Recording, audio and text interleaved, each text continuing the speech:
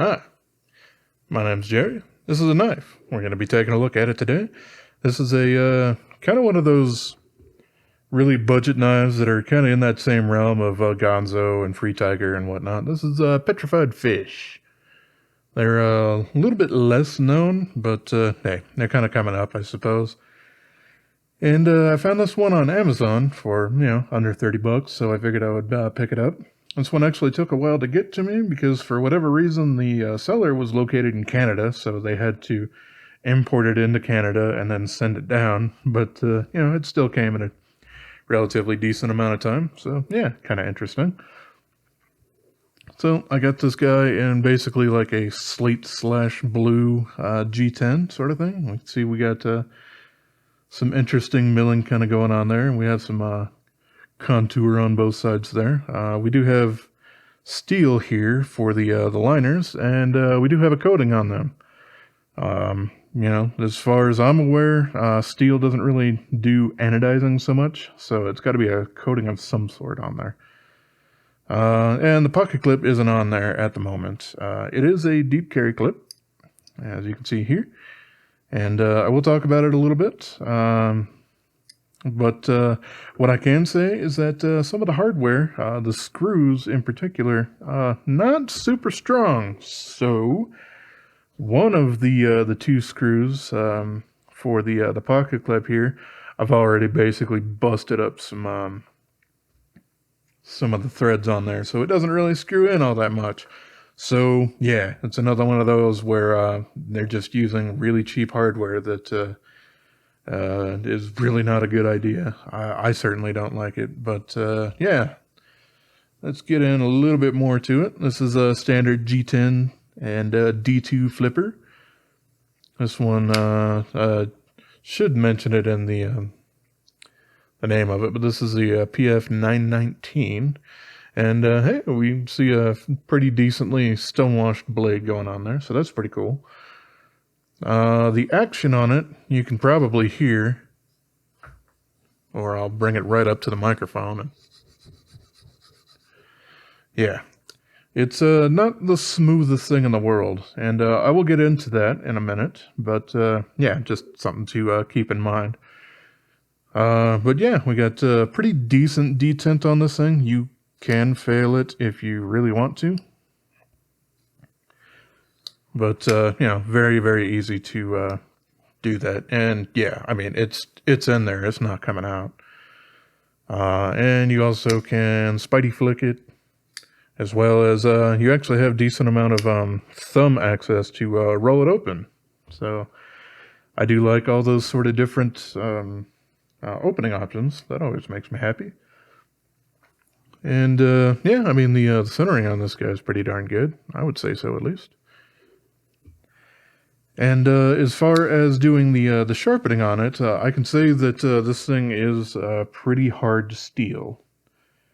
I would assume probably at least 59, if not 60 or 61 or something like that. It did take quite a while to get this guy sharpened up on my diamond stones and everything. So there is that. Something that you can see here, especially, it's smiling like a giant dumbass down here at the bottom. And, well, yeah, you might or might not be able to see that on the camera. Yeah, unfortunately. But basically, the last, like, half-inch here still isn't sharp. And yeah, that smiling is because that plunge grind that kind of comes out gradually is, if you actually want to get that, which they didn't the first time, obviously I put in those smiles trying to sharpen it, and I'm going to continue to do that until it actually is fully sharp. Yeah, you can see a little bit of that edge there that isn't fully sharp, but whatever. It does have a finger choil here. It's far too small for my hands, which means if I wanted to modify it, I'd drag it farther out, which would probably also take care of that whole smiley problem there. But, I generally don't use finger choils anyway. This guy does do a lot of different grips pretty well, though. We got your standard, kind of back here, standard kind of grip. We got a little bit more saber grip where the thumb is out there on the spine. And you could also choke up on that a little bit. This isn't super comfortable, but it is mostly designed a little bit more for an index finger for doing the kind of what I call the accuser grip. Basically giving you a little bit more pressure on the tip of the blade there, instead of having to tip your whole hand and wrist up a little bit further to get there. So yeah, it's a little bit kind of like a pinch grip that I end up doing quite often, but yeah, just kind of get your index finger up there. We have a pretty decent blade stock going on this thing too. It's trying to be a little bit of a hard use kind of thing going on there. We got a nice balance point right basically where that finger is, and a decently accessible liner lock going on here. It's got a nice scallop there, as well as it's not flush with the other side, so super easy to get in there to close it on up. This thing is riding on bearings, but as I said, the action on it's not super fantastic. Let's see, we also, it does do a pretty good job of doing the reverse hammer grip. You basically have these two flats right here, which, ideally would have some jimping on there just to get a little bit more grip on there, but it does work out pretty darn well. And the tip on this guy, it's pretty darn aggressive. We don't really have a distal taper going on there, and this guy just kind of thins out just a little bit to the tip, so the tip still has quite a bit of strength behind it. I wouldn't use it for opening paint cans or anything, but, it's probably not going to do any harm to do some more piercing kind of cuts with it. So yeah, there's a lot of that. As I had mentioned with the clip, hardware on this thing kind of sucks. All of these T6 screws, they're fairly soft, whatever it is, and it's barely to not magnetic. Yeah, just barely, because this is a ridiculous neodymium magnet that'll pick up to 500 pounds. So there's almost nothing going on there, so the hardware is not super great on it. If you just buy it and just use it as it is, that's perfectly fine. But if you ever really want to take the thing apart, I would be very light trying to actually screw the things back together, because it's pretty darn easy to basically over tighten a darn screw and strip out the threads on it, which is what I did on the pocket clip there. The pivot screw does have a little bit more magnetic sort of things going on there, and it did come with some. Actually, it didn't. I'm sorry. I did put on some thread locker there, but it did feel fairly tight. Kind of unscrewing it, so it kind of felt like it had some thread locker on there. But opening up, I didn't really expect any, or didn't see anything there. But yeah, on the inside here, we can see highly skeletonized liners on both sides here. We got some creative sort of skeletonization going on the liner side here. We can see quite a large channel separating the back here from the liner lock there, which, seeing how thin some of that actually is, it's not going to be the absolute strongest lock in the world, but, liner locks, they are what they are anyway, right? So there's that. So yeah, looking a little bit further in, we do have ceramic bearings and a brass cage for these guys. And as you can see here, it sits inside the liners, which means that the blade doesn't really have any recesses for the bearings to go into. I do really like that construction if you're talking about crossbar style locks, because it actually makes it much easier to put the bearings in there and then slide the blade in and put the pivot through. But for these liner locks, it's not exactly my absolute favorite, just because it does have a little bit more wide open area there for ingress of dirt and grime and whatnot. Something that you can do here, and it was something that I had mentioned earlier on with the action not being all that great. It is actually having to do with this coating on here also being inside those liners. And it's not pretty, but what you can end up doing is taking some Scotch-Brite. My favorite would be like Scotch-Brite wheels that you can mount onto a rotary tool, like a Dremel or something like that, and kind of route those a little bit to remove the coating on the inside there. You're not going to see it from the outside of the knife, so it's not exactly the worst thing in the world to do. And by removing that and polishing it up a little bit, you should have a little bit better action on it. As it is now, because that's in there, it does feel a little bit like there's a whole bunch of sand or micro dust or something like that that's all up in the bearings there. And yeah, it will break in, but it's not something that's going to break in about 5 minutes. It's probably something that might break in over the next 9 months to a year. So if it does irritate you, then yeah, I would go the Scotch-Brite path for trying to take care of some of that. We do have barrels on the back here, so we don't have the post with the screw on the other side that I mostly prefer. But if these barrels are actually done fairly decently, and it seems to be that they are on here, then you don't really have all that much trouble of them actually stripping out when you're trying to screw in from both sides. So that works out all right. And we do have a D-shaped pivot that goes through both sides of the liner. There we go. And one of those is to align the Petrified Fish logo there on the pivot.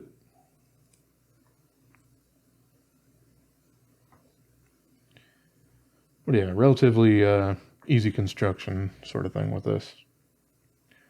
Does make it a lot easier when you're trying to put the darn thing back together too, having that D-shaped thing that's on both sides, as long as it's actually all the way through the liner on both sides, which can be a little difficult from time to time. And if that's not actually lined up, then you do run into some problems.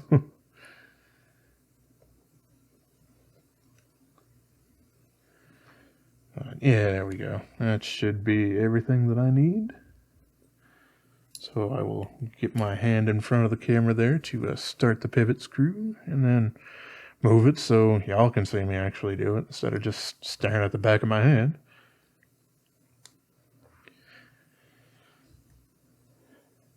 But yeah, I mean, for a beater knife, this thing isn't bad at all.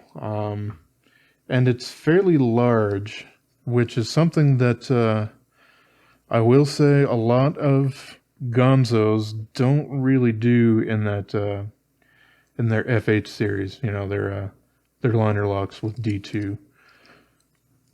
Most of them are fairly dainty comparatively. But yeah, I mean the centering on this guy is pretty darn good. And yeah, I mean with the liners, I'd already kind of demonstrated the sound of it, but yeah, you can still drop it down like pretty much any other kind of bearings. So you just don't have quite that free-floating feeling.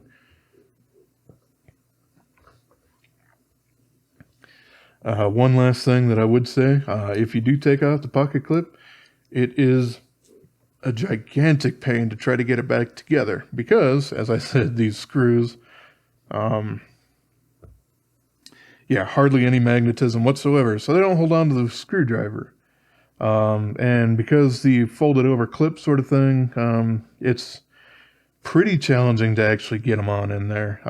I've actually utilized tweezers the last time I tried to do that to align them. But once they're in the holes, then it's easy enough to screw it in, providing that it actually will, in case you didn't, strip out some of the threads on one of these guys. So yeah, it's not a bad knife at all, but it does have a lot of flaws to it that I don't particularly enjoy, especially because I've seen a lot of other knives from other and similar companies do this sort of thing just a little bit better.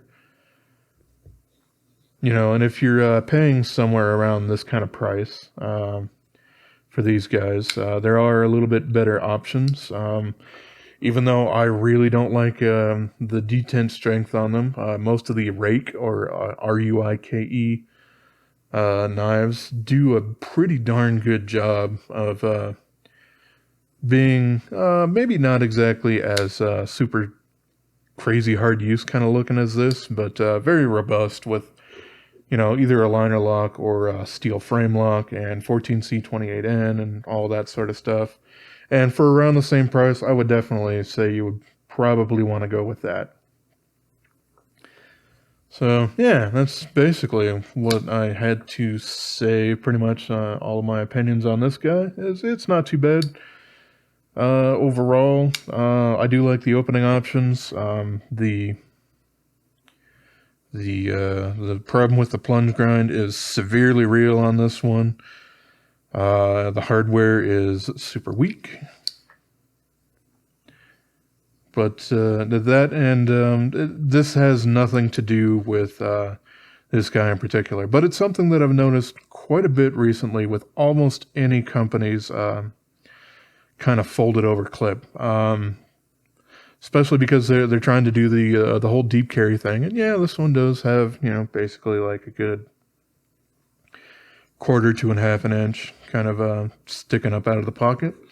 But what I've noticed on basically all of them is right where that wants to fold over, almost all knives with them creates a crazy hot spot, basically right on my like pinky knuckle on the inside there. And it doesn't matter who does it, whether it's Spyderco, as they kind of started some of that stuff with their wire clips, or Benchmade's, Two Sons, just a whole bunch of them doing these things, Civivi as well. That's just not my preference because it makes it really uncomfortable for my fourth finger to actually hold on with a lot of pressure. Just kind of makes me wish that, if they are going to do these deep carry clips, they might as well just do it on like 3-finger knives instead of a full size or something. But all right, that's basically everything that I had to say and complain about there. But yeah, to kind of finish this one out, I'll go ahead and do some measurements here. Starting with the Waiteroni.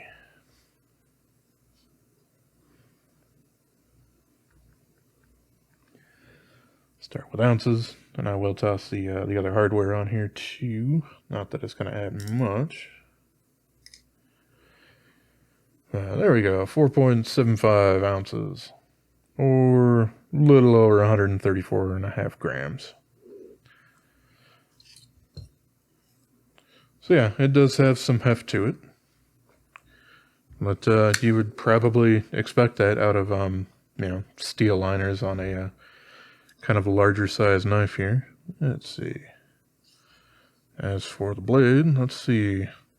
I would normally measure it from basically the top of the G10 there, which means I would have basically 3.45 inches going on there. But you could also push it a little bit further back there, as basically the beginning of the cutting edge, if it's sharp, is actually just a little bit further behind there. But I'm still going to basically call it 3.4 inches. So, alrighty.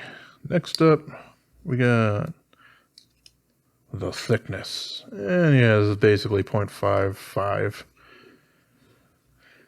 Which ain't too bad, for a G10 liner lock sort of thing. It's just slightly thicker than PM2, but also does have some contouring instead of just having straight slabs there. So that's pretty darn good. And let's see. Why is this thing having... There we go. Whatever. And yeah, we basically got a 3.8 millimeter blade going on there.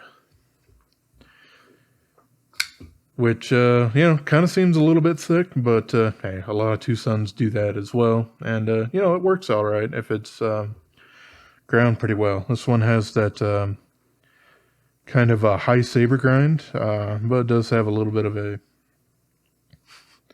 swedge back here on that ramp, I guess. I could probably argue that they could have just lopped that whole part off. It wouldn't quite look quite as crazy, but you would still probably have a decent ramp back here for your index finger. But that would also throw off the balance. It's also done pretty darn well on it. So there you go. It's an interesting kind of knife. Nothing really super crazy to write home about, and for the same price, I would probably suggest trying to pick up a Gonzo, a Tucson, or a rake knife. But yeah, it's if you do end up finding one of these guys for a fairly decent price, then yeah, it does a pretty darn good job. I guess one last thing I can mention here is yeah, it is pretty comfortable for me, but that last finger there isn't held under that beak that it would be there. So it does feel just a little bit slippery there at the end. Alright, that's everything that I really had to say about this guy. I was just kind of curious about the company, since I've heard some people talk about him recently. So I picked one up and took a look at it. So, alrighty, as always, I appreciate y'all for watching. Have yourself a wonderful rest of your day, yo. And subscribe.